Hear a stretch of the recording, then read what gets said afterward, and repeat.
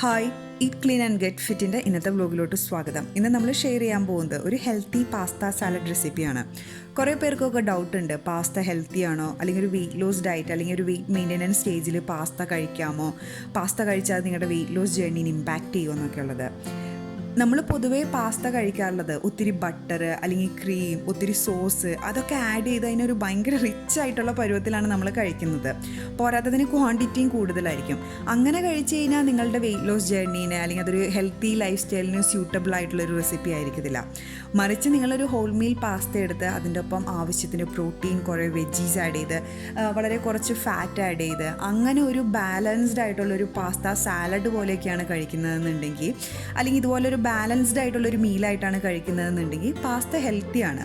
അല്ലാതെ just pasta കഴിക്കുന്നത് കൊണ്ട് നിങ്ങൾ വണ്ണം കുറയാതിരിക്കുന്നില്ല. നിങ്ങൾ കഴിക്കുന്ന ക്വാണ്ടിറ്റിയും നിങ്ങളത് എങ്ങനെ ഉണ്ടാക്കുന്നു എന്നതിനെ ഡിപ്പെൻഡ് ചെയ്തിരിക്കും. നിങ്ങൾ പാസ്ത കഴിക്കണം, പാസ്ത കഴിച്ചാലേ വെയിറ്റ് കുറയുള്ളൂ എന്നല്ല ഞാൻ പറയുന്നത്. നിങ്ങൾക്ക് പാസ്ത ഭയങ്കര ഇഷ്ടമാണ്, നിങ്ങളിപ്പോൾ ഒരു വെയിറ്റ് ലോസ് ജേർണിയിലാണ് അല്ലെങ്കിൽ ഒരു ഹെൽത്തി ലൈഫ് സ്റ്റൈൽ ഫോളോ ചെയ്യുവാണ്, അപ്പോൾ നിങ്ങൾക്ക് പാസ്ത കഴിക്കണം എന്ന് ആഗ്രഹം ഉണ്ടെന്നുണ്ടെങ്കിൽ നിങ്ങൾക്ക് ഇൻക്ലൂഡ് ചെയ്യാൻ പറ്റിയ ഒരു റെസിപ്പിയാണ് നമ്മളിന്ന് ഷെയർ ചെയ്യുന്നത്. ഇതിൽ ഏകദേശം 343 കാലറീസ് ആണുള്ളത്. ഇത് ഒരാൾക്ക് ഒരു സെർവിങ്ങിന് വേണ്ട, ഒരു വെയിറ്റ് ലോസ് ഡയറ്റ് ഫോളോ ചെയ്യുന്ന ഒരാൾക്ക് ഒരു സെർവിങ്ങിന് വേണ്ട ഫുഡിൻ്റെ ക്വാണ്ടിറ്റീസാണ് നമ്മളിതിൽ കൊടുത്തിരിക്കുന്നത്. ഇതിൻ്റെ ന്യൂട്രീഷൻ ഫാക്ട്സ് ആണ് ദേ ഇവിടെ കൊടുത്തിരിക്കുന്നത്.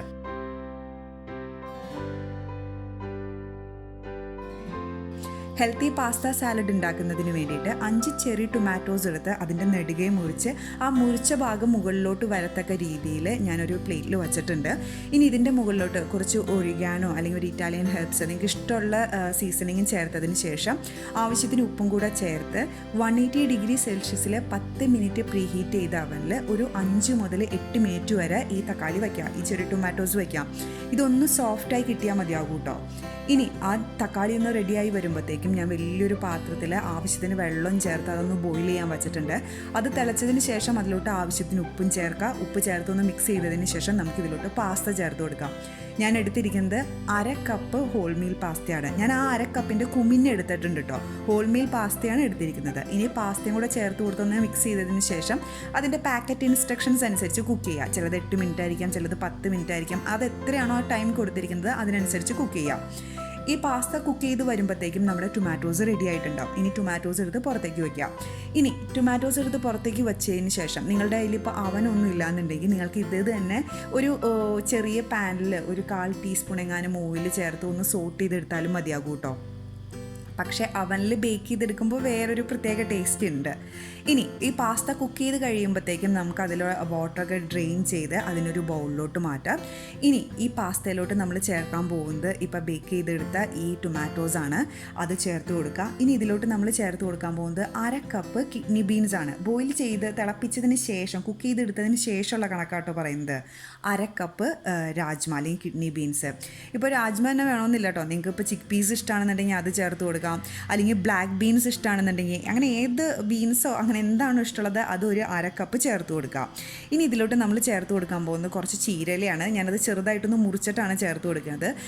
ഇപ്പം നിങ്ങൾക്ക് ചീരല പച്ചനെ കഴിക്കാൻ താല്പര്യമില്ല എന്നുണ്ടെങ്കിൽ നിങ്ങൾക്ക് ഒരു ചെറിയ കുക്കുംബർ ചെറുതായിട്ട് അരിഞ്ഞ് ചേർക്കുകയോ അല്ലെങ്കിൽ കുറച്ച് 1/4 ഭാഗം സവാള അരിഞ്ഞ് ചേർക്കുകയോ അങ്ങനെ എന്താണെന്ന് വെച്ച് ചെയ്യാം കേട്ടോ.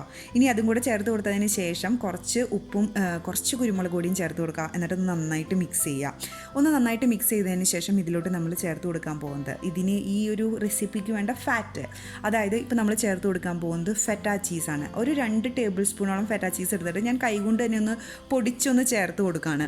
ഇപ്പോൾ നിങ്ങളുടെ കയ്യിൽ ഫെറ്റ ചീസ് ഇല്ലാന്നുണ്ടെങ്കിൽ നിങ്ങൾക്ക് ഇതിന് പകരമായിട്ട് ഒലീവ്സ് ചേർത്ത് കൊടുക്കാം. നമുക്ക് ഒലീവ്സ് കിട്ടുമല്ലോ ബോട്ടിലൊക്കെ ആയിട്ട്, ബ്ലാക്ക് ഒലീവ്സ് ഒക്കെ. അതിലൊരു 4-5 ഒലീവ്സ് എടുത്ത് അതിൻ്റെ കുരുവൊക്കെ കളഞ്ഞിട്ട് ചെറുതായിട്ട് ഒന്ന് അരിഞ്ഞ് ചേർത്ത് കൊടുത്താലും മതി. ഏതാണെങ്കിലും ടേസ്റ്റാണ്. ഒലീവ്സിന് അതിൻ്റേതായ ഒരു ടേസ്റ്റ് ഉണ്ട്. ഫെറ്റ ചീസ് ആണെന്നുണ്ടെങ്കിലും നല്ലതാണ്. അപ്പോൾ ഇതിൽ ഏതെങ്കിലും ഒരു ഓപ്ഷനും കൂടെ ചേർത്ത് കൊടുക്കുക. ഇത്രയേ ഉള്ളൂ ഇതിൻ്റെ റെസിപ്പി. ഇത് നല്ല ഈസി ഉണ്ടാക്കിയെടുക്കാൻ. ഞാൻ നേരത്തെ പറഞ്ഞോണം തന്നെ ഒത്തിരി സോസ് അല്ലെങ്കിൽ ഒത്തിരി ബട്ടറൊക്കെ ചേർത്ത് കഴിക്കുന്ന ആ ഒരു പാസ്തയുടെ ടേസ്റ്റ് ഇതിന് നിങ്ങൾ എക്സ്പെക്റ്റ് ചെയ്യരുത്. ഇതൊരു ഹെൽത്തി സൈഡായിട്ട് അല്ലെങ്കിൽ ഒരു വെയിറ്റ് ലോസ് ജേർണി ഫോളോ ചെയ്യുന്ന ഒരാൾക്ക് കഴിക്കാൻ പറ്റിയ ഒരു പാസ്ത സാലഡാണ്. പക്ഷേ ഇത് അത്ര ബോറൊന്നുമല്ല കേട്ടോ. എനിക്ക് പേഴ്സണലി ഇത് ഇഷ്ടമാണ്. ഇത് നന്നായിട്ട് തോന്നിയിട്ടുണ്ട്. നിങ്ങൾ ഈ റെസിപ്പി ട്രൈ ചെയ്ത് നോക്കാം. നിങ്ങളുടെ കമൻസും ഫീഡ്ബാക്കും ഒക്കെ അറിയിക്കുക. Thank you for watching me. By.